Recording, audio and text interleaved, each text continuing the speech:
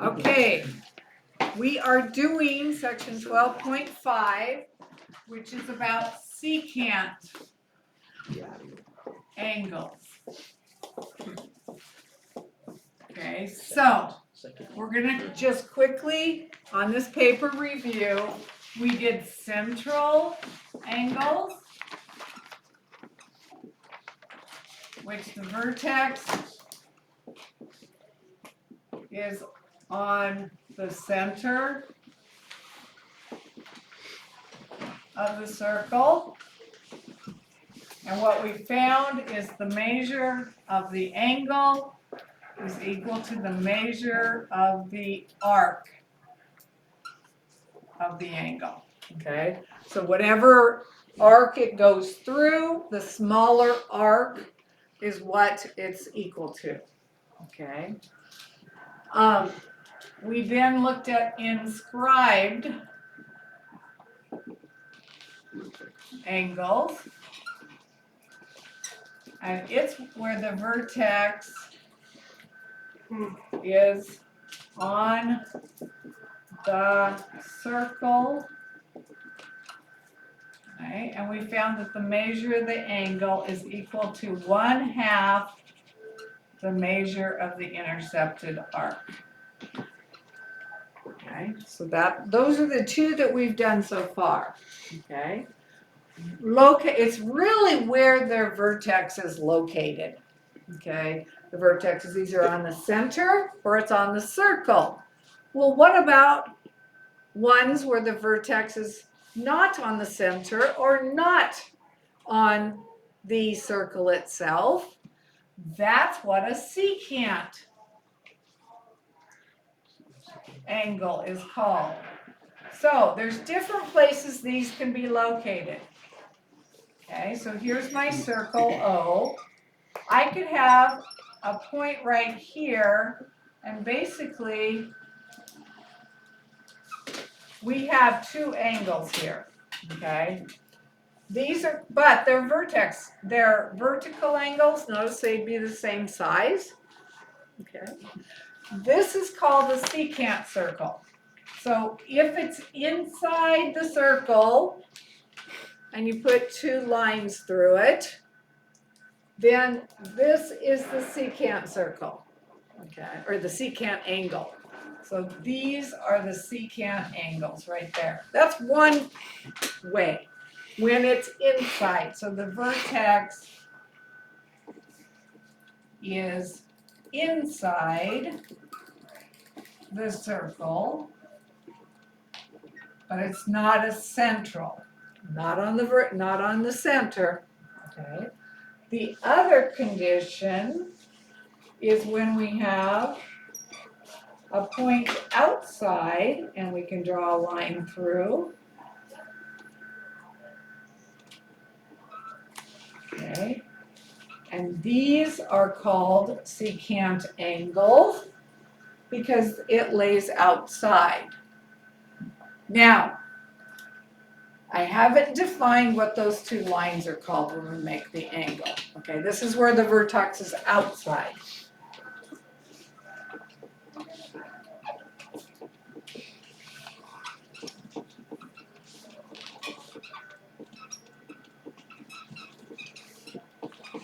Okay, a secant angle is actually formed by two secants.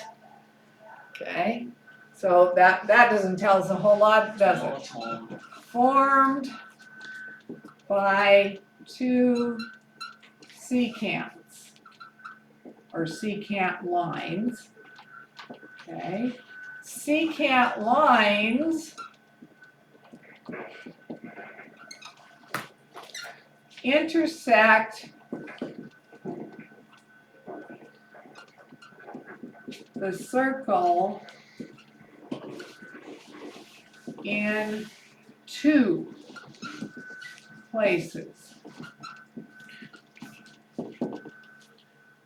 It's not a tangent line that intersects at one. It's a secant line intersects the circle. So if you looked at this, it's intersect this line here intersects at A and B. This line here intersects at C and D. Same thing here. This is A, this is B. This is, let's see, this is C, and this is D. Okay? So notice, these are secant lines. They go through the circle in exactly 2 points. Okay. Is there an option where a line goes through the circle in 3 points? Is there an option where the circle goes, or a line would go through a circle in more than 2 points? Yes. Could it be through the middle? If it goes through the middle, let's see. If it goes through the middle, it still goes through the circle itself. We're talking about the circle itself, just in 2 spots. Okay? Is there any other way I could draw a line that would get me more than 1 or 2 spots? Wait, are we talking one line or there can be 2 lines? It's 1 line. Okay. You could draw a non-straight line. Yeah. A non-straight line, then it wouldn't be a line. It'd Oh be, man. Then it would not be a line. Line. It might be an arc, but it would not be a line. Okay. Just do So, we either have secant lines which intersect in 2 spots. What's the name of the line that only intersects in 1? Tangent. The tangent. Okay, so the tangent line is different. It intersects the circle in only 1 point. Okay. Remember, it is always perpendicular to the radius. We don't know anything here about the radius. Okay. We don't know anything about the radius here at this point. So those are secant angles, and you can have it inside or outside. So the way we calculate the measure of the angle depends on if it's on the inside or the outside. That's what it really depends on that. Okay. So let's look at, if we draw them, we're going to look at these 2. Okay. And we're going to describe it based on those 2 that I've already drawn. So let's look at case 1.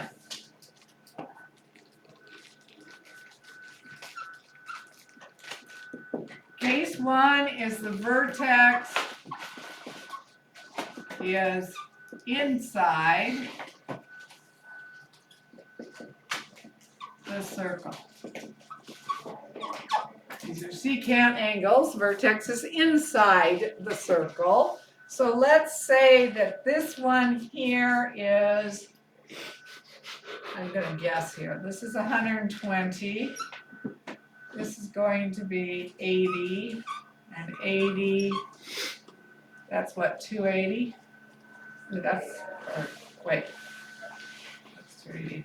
Let's make this one bigger. This one's going to be 160. That one's going to be 90. 90, and this one across here is going to be, how much I have left? 180 and 160 is 340, so it'd be 20? Okay. So, you need to find it from the measures of the arc. This is how you find it from the measures of the arc. Okay? To find it, if it's inside, then the angle, so the measure of the secant angles, it would actually be angles because you have 2 of them. 1 and 2 are both secant angles. They're vertical, so they are the same size. Okay, is equal to the measure, or 1/2 the measure of the both intercepted arcs. the measure of, how do I say that? The measure of the major arc. Yeah. Plus the measure of the minor arc.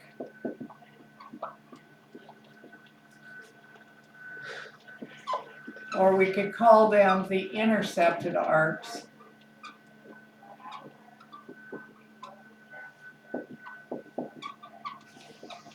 So in this case, if I'm looking for angle 1 and 2, so the measure of angle 1 and the measure of angle 2, in this case, is equal to 1/2. The major arc here is BD. See how it goes through BD, the intercepted part? That's 160 plus AC, which is the other intercepted arc, which is 20. So it's 1/2 of 180. Oh, it equals 90 degrees. So both of those would be 90 degrees. Mine is not drawn to scale. Just notice that it's not drawn to scale. So that's not going to be what you're going to see there.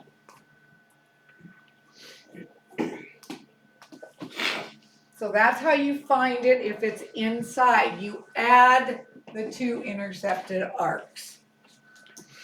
And then divide them by 2. And divide them by 2, yes. 1/2 is really dividing them by 2. Okay, 1/2 times something is the same as dividing by 2. Okay. Case 2. When the vertex is outside the circle, excuse me, the measure of the secant angles is equal to 1/2 the measure of the excuse me, of the major arc, the larger arc, okay? The larger intercepted arc minus the measure of the smaller intercepted arc. Okay. So if we're looking at this, we're going to call these angle 3 and angle 4. Notice they're vertical. Okay. So in this one, I'm going to tell you that this is 160 and this is 20 degrees right here. Okay. Just like I had here, I just did them a little differently. Okay. So that means this one's 90 and this one's 90. Okay. This is important. Here's, you have to take the larger arc minus the smaller arc. Otherwise, you are going to get a negative number and our angles are not going to be negative. Okay. So if you accidentally do them wrong, just make it positive. It's going to give you the same answer. Okay. So in this one, angle 3 and angle 4 will equal 1/2. The larger intercepted arc is 160 degrees. The smaller intercepted arc is 20, so we subtract. So it is going to equal, let's see, 70 degrees. Okay. So inside it was 90 degrees. Outside it's 70 degrees. It's smaller, which makes sense because it's a longer angle. Notice these intercept and are wider. Okay. We're finding 4 there. You find 3 and 4 because see these are vertical. Oh, okay. So since they're vertical, these are both the same. So you can actually find both this angle and this angle. That's why I put that up there, because they're vertical. Okay. That makes it pretty easy to find B and D also. I mean, this one, if I called this one and this one. So, Blake, how would I find if this angle right here is 70, how big would this angle right here be?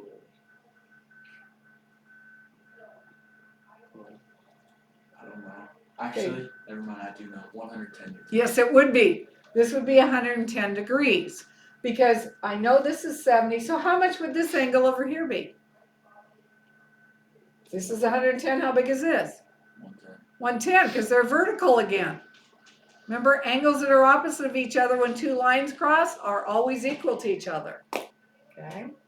So what would be the size of this angle right here? If this angle was 90, what's the size of this angle? Think real hard. 90. 90. Okay, because it's 90 also. So these are all 90. I must have formed a perpendicular lines there. Okay.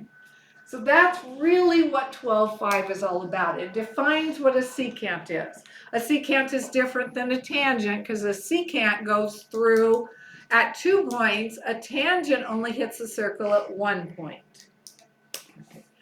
It tells you what a secant angle is. There's a secant angle inside. It's formed by two secants and the vertex is inside. There's also secant angles outside where the two secants intersect outside the circle. The way to find their measures is by the intercepted arcs. Inside you add the arcs and take half of it. Outside you subtract the arcs and take half of it. Okay, so that's really what all about secant angles.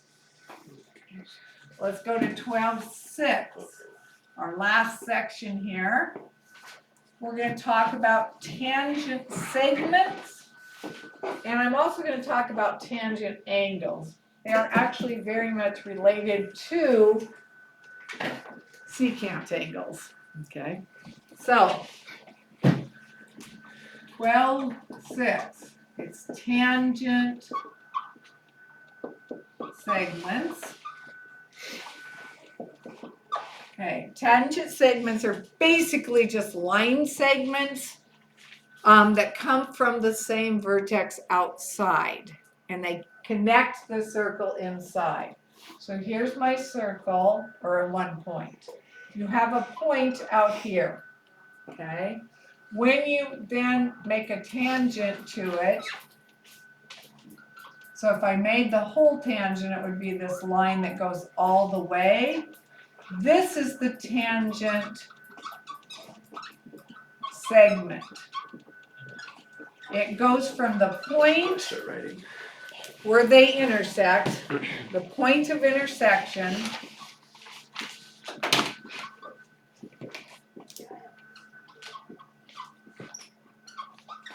to the point on the circle.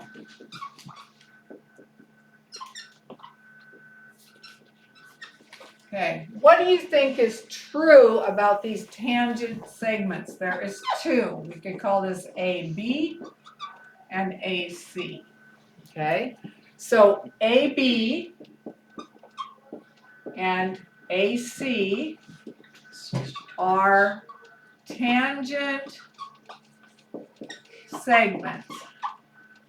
They are formed by starting at the same point outside the circle and making a tangent in both directions around the circle. Okay? When I do that, what do you think is true of AB and AC? They're equal. They're equal.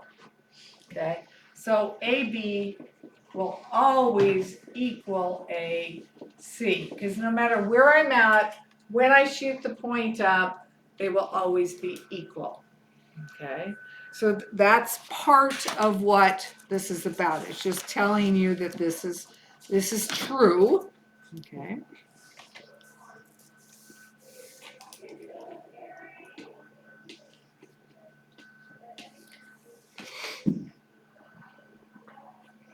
Okay, so that's what it, okay. So that's the first part. Now, there is what I call a tangent angle. Do you agree with this one? Here's an angle right here. It's outside. Tangent angles are always going to be outside the circle. Okay, a tangent angle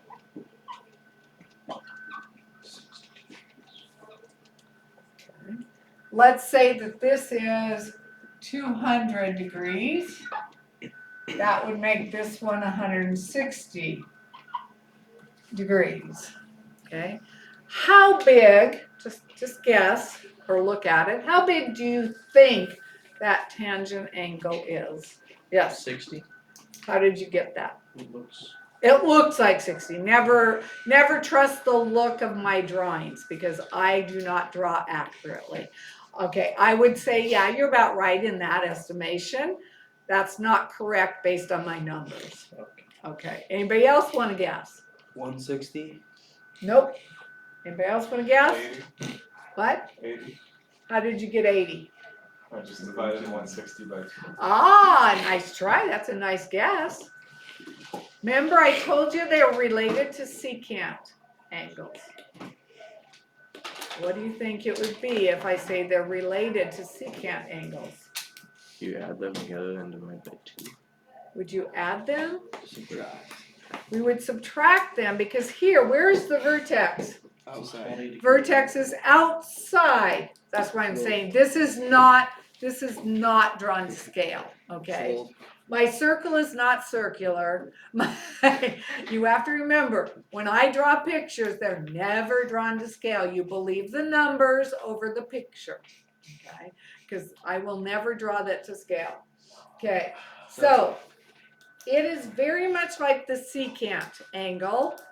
It is, you take the larger, it's 1/2 the larger arc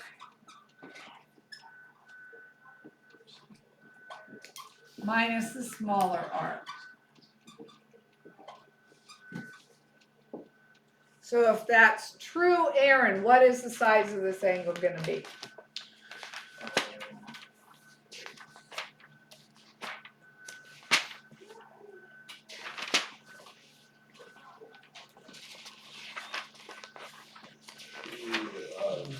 Be 20 degrees. 200 minus 160. Okay, stop. Trying to drive myself. Brothers, I tell you.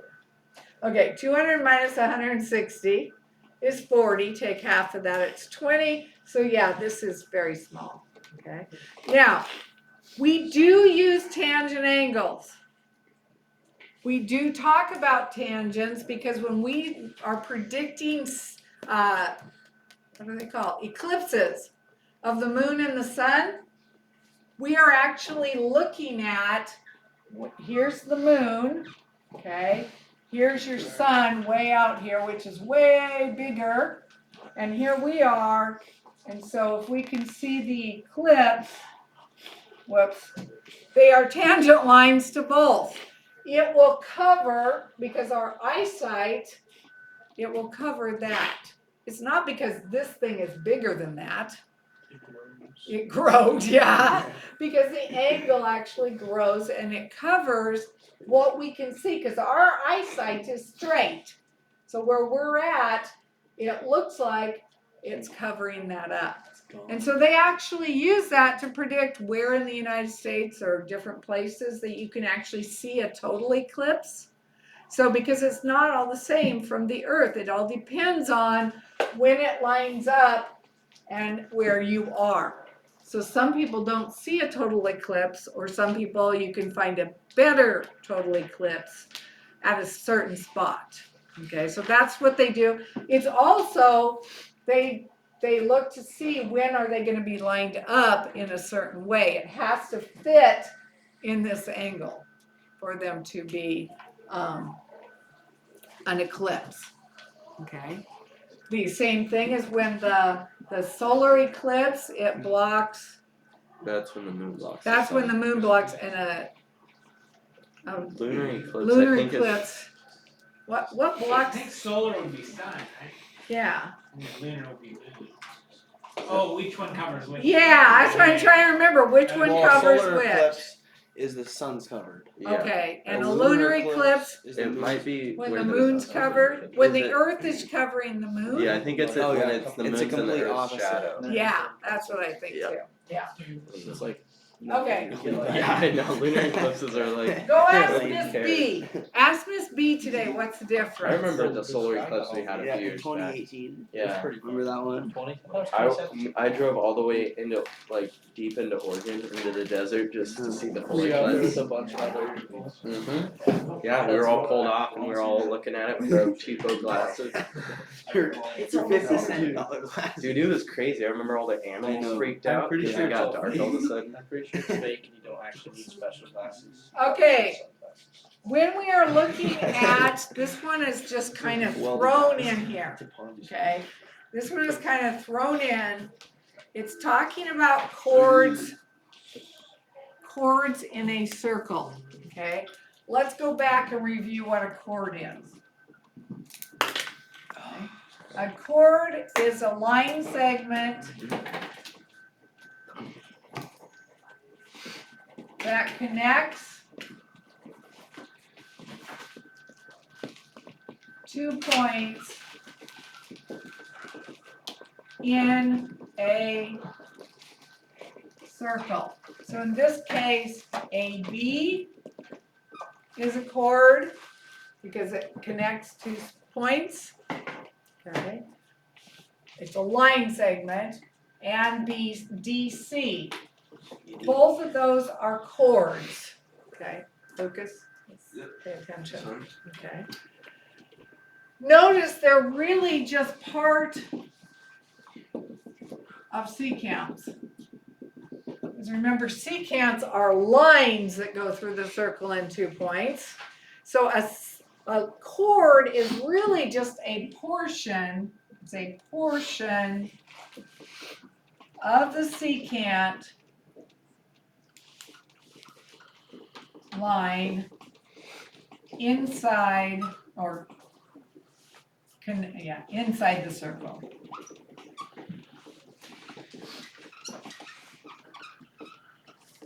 Okay, so really we've been talking about secant lines and how to find the measures of the angles. So chords are really just parts of those secant lines. So when you look at a chord, you actually can find the measures of these angles if you know the measures of the arcs. Okay, so when we're talking about chords, they are very similar to secants. They're just the portion of the secant that's inside the circle. Okay, that's what a chord is. It's also what breaks things into arcs. A chord also breaks our circle into arcs. Okay. When we have this, so if they intersecting chords, if you have intersecting chords, which we do right here, then there's an interesting phenomena that comes out. I'm going to call this length L, length M. This is length N, and this is going to be length O, just for things right now. We don't know what they are. Okay. So the chord should length. have a- What? Yeah. The chord should have an H in it, right? Chords? No. Oh, yes. Not that chord, huh? You're right. Thank you. Cord of rope. A cord of wood Chord. versus a chord in a circle. It's a short. It's a chord. It's a chord. Yes. Don't ask me. I Thank got you it from- for catching my spelling errors. I got it from like France or something. Okay, Horse. intersecting chord. If you take the measures of the line segments or the separate segments that you get in here, if I take L and times it by M, so that's the two parts of this chord AB. Okay, so I take L and M and multiply it together. That will equal N and O multiplied together. Okay, so it's really the portions that they're cut into each chord is cut into, multiplied together equals the portion of the other chord multiplied together. Okay? So that's what you can get from this. I don't know why that's important. I guess if you're looking at secant angles, you can find, so if we have secant, you can find the distances inside if you know at least one of them or two of them. You have to know, you'd have to know a couple of them to get something there. Okay? But that's something that it will always work, that this one multiplied by this one. So see how AB is made up of, so basically this is AB is made up of AP plus PB. Okay, that's what that's made up of. CD is made up of CP plus CD. Okay, that's not right, PD, there we go. Okay, so if I take AP and I multiply it by PB, that will equal CP times PD. That is true. Okay, so I'm not going to go through the theorem or proof on that one. Okay, I think it is definitely time for a break. Yeah.